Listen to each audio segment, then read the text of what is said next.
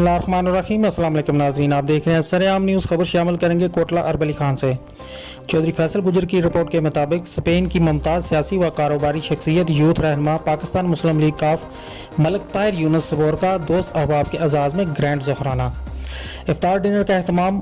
उम्मीदवार assembly NA 71 Chaudhary मूसा इलाही मेहमान खसूसी थे। चेयरमैन मलक मोहम्मद आसिफ मोहाना, मलक मोहम्मद यूसुफ, साबिक कौंसलर मलक आकिफ अवान सबौर, मलक जफ़र मेंबर मलक मनशा, साबिक कौंसलर शहबाज भट्ट, साबिक कौंसलर सनाउल्लाह भट्ट, सौदागर सबौर हाजी मोहम्मद अनवर, मलक रशीद सबौर, मोहम्मद अनवर भट्ट, मलक मोहम्मद सलीम व दीगर ने फूलों की पत्तियां निछावर करके चौधरी मूसा इलाही व दीगर मेहमानों का फ़कीदुल मिसाल इस्तकबाल किया।